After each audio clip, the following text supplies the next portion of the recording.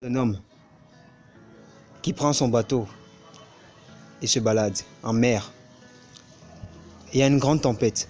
Elle secoue violemment et il s'échoue sur une île. Alors que son bateau est détruit, il laisse une île déserte seul. Qu'est-ce qu'il fait? Naturellement, il commence à chercher un abri.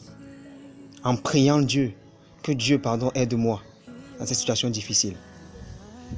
Il prend ce qu'il peut, de la paille, des fils, des feuilles de banane, pour faire un abri pour lui, car il pleut beaucoup sur cette île. Peu de temps après avoir fini, la maison en question qu'il vient de bâtir prend feu, un grand feu. Et là, il se met à dire à Dieu, Dieu, de toute façon je t'ai prié, de toute façon je t'ai supplié, c'est comme ça que tu... Il commence à dénigrer Dieu. Seul sur une île, il est désespéré. Il veut se suicider. Mais de loin, il voit un bateau qui vient dans sa direction. Quelle émotion! Il est sauvé. Il monte sur le bateau, on le ramène à bâbord. Arrivé sur terre, il part voir le capitaine.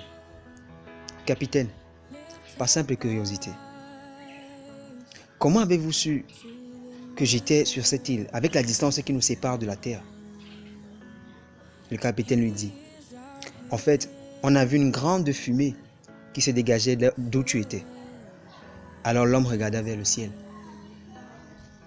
Il pleura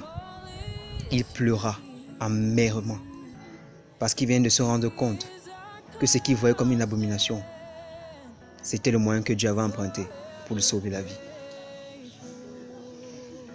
Et à un moment dans la vie, tu te diras, non, c'est bon, Dieu n'est pas là, il est absent, alors que Dieu t'écoute. Dieu est là, il t'entend. Il ne te donnera pas forcément ce moment-là où tu désires, mais il sait pourquoi. Toi qui le pries, tu dois être convaincu que son temps est le meilleur. Recommande ton sort à l'Éternel. Recommandons notre sort à l'Éternel. C'est un Dieu qui pourvoit en pâturage, et notre berger ne manquera de rien.